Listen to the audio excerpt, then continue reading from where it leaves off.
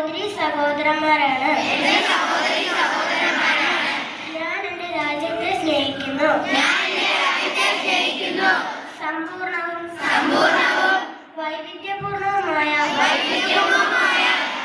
അതിന്റെ പാരമ്പര്യത്തിൽ ഞാൻ അഭിമാനം കൊള്ളുന്നു. ഞാൻ എൻ്റെ മാതാപിതാക്കളെയും ഗുരുജനങ്ങളെയും മുതിർന്നവരെയും ബഹുമാനിക്കും. ഞാൻ എൻ്റെ രാജ്യത്തിൻ്റെയും എൻ്റെ നാട്ടുകാരുടെയും ക്ഷേമത്തിനും ഐശ്വര്യത്തിനും വേണ്ടി പ്രയത്നിക്കും. ജയ് ഹിന്ദ്. വാർത്തകൾ വായിക്കുന്നതിനായി ക്ഷണിക്കുന്നു. നമസ്കാരം. വാർത്തകൾ വായിക്കുന്നത് എൻ്റെ പേരിൽ നിന്ന് ദിയ. തനി മലയാളി വേഷത്തിൽ പുതിയ ഗവർണർ സ്ഥാനമേറ്റു. UDF പിന്തുണയിൽ PV അൻവറിന്റെ വാഹനജാഥ. ഒളിമിന്നെ ഒളിമ്പിക്സ് ജേതാക്കൾ. പ്രതിഷേധമേളം വേണ്ട. KSRTC ഡിപ്പോയിൽ യാത്രക്കാരെ വൽക്കുന്ന പാർട്ടി.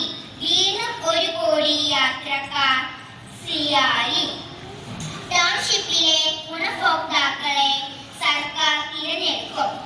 തീവണ്ടി വാതിൽപ്പടിയിൽ ഇരുന്ന് യാത്ര ചെയ്ത 2 യുവതികൾക്ക് പരിക്ക്. കലാമണ്ഡലം വീണ്ടും പ്രതിസന്ധി. മേഘാ ഭരതനാട്യം മൃദംഗ വിഷ്യൻ MD കീഴടങ്ങി. വാർത്തകൾ കഴിഞ്ഞു. നന്ദി, നമസ്കാരം. ചോദ്യങ്ങളുമായി അഷ്ടമി എത്തുന്നു. കൂടുതലായിട്ടുള്ള ജില്ല ഏതാണ്? ഇടുക്കി.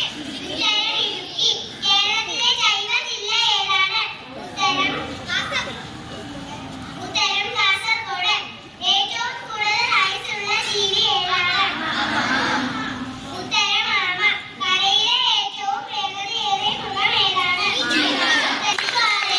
നമുക്ക് കുറച്ച് കടങ്ങൾ കേട്ടാലോ? അതിനായി 5 ക്ഷണിക്കുന്നു. ഇതും യഥാർത്ഥ വിളക്ക്. ഉത്തരം സൂര്യൻ. അകത്ത് നിർത്താൻ പുറത്തറിയും. ഉത്തരം ചക്കപ്പഴം. അരികിരി പറഞ്ഞ് പഴക്കം വന്നിട്ടുള്ള ചൊല്ലുകളാണ് പഴഞ്ചൊല്ലുകൾ. പഴഞ്ചൊല്ലുകളുമായി നമ്മുടെ മുന്നിൽ എത്തുന്നു സാരംഗി. അളന്ന് കളയണം. കളയാനും അളന്ന് കളയണം. ബുദ്ധിമാൻ ഒരു ചെറിയ പ്രസംഗവുമായി ദിയ എത്തുന്നു. മാതാപിതാ ഗുരുദൈവം എന്നാണ് ഞാൻ ഇവിടെ പറയാൻ പോകുന്നത്. മാതാപിതാ ഗുരുദൈവം എന്ന് പറഞ്ഞാൽ ആദ്യം അമ്മ. അമ്മ നമ്മളെ കുളിപ്പിക്കും, ചോറ് വാരിത്തരും, താരാട്ടുപാടുകൾ പാടിത്തരും, നമ്മളെ ജനിച്ച നാൾ തൊട്ട് നല്ലോണം നോക്കും. ഇനി അച്ഛൻ നമ്മളെ ഭയമില്ലാതെ ജീവിക്കാൻ പഠിപ്പിക്കും. പിന്നെ ഈ തോളയിലേറ്റി കളിപ്പിക്കും, ആന കളിപ്പിക്കും, പുറലോകത്ത് കൊണ്ടുപോകും, പുറലോകത്തെ കുറിച്ച് പറഞ്ഞു തരും. ഇനി ഗുരുക്കന്മാരാവട്ടെ, ആദ്യ അക്ഷരം പഠിപ്പിച്ചിരുന്ന ഗുരുക്കന്മാരാണ്. അതേപോലെ അവർ പറഞ്ഞ അറിവാണ് നമ്മളെ സ്റ്റെപ്പ് സ്റ്റെപ്പായി മുന്നോട്ട് പോകുന്നത്. അതുകൊണ്ട് നമ്മൾ അവരെ നമ്മുടെ ഈ നാട്ടിൽ കാണപ്പെട്ട ദൈവമാണ് മാതാപിതാ ഗുരു. അതുകൊണ്ട് നമ്മൾ അവരെ സ്നേഹിക്കും.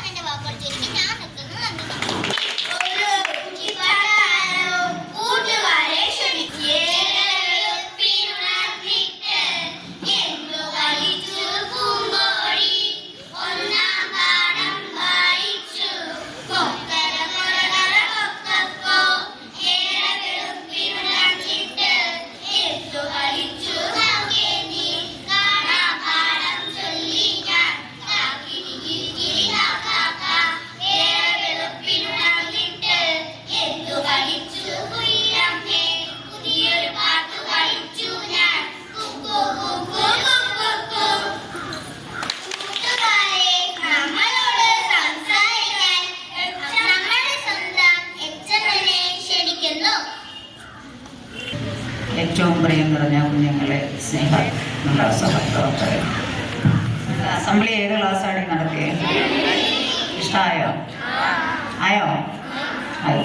അപ്പോൾ ഏറ്റവും നല്ല രീതിയിൽ ഒരു അസംബ്ലി നടത്തി. 2ാം ക്ലാസ്സിലെ കുഞ്ഞു കൂട്ടുകാരല്ലേ, മികച്ച അവതരണ രീതി, സഭാകമ്പമില്ലാതെ ഇവിടെ അവതരിപ്പിച്ചു എന്നുള്ളതാണ് ഏറ്റവും വലിയ പ്രത്യേകത. വാർത്തയൊക്കെ വായിച്ചപ്പോൾ നല്ലതായിട്ട് വായിച്ച് പഠിച്ചിട്ടൊക്കെ വന്നാണ് വാർത്ത അവതരിപ്പിച്ചത്.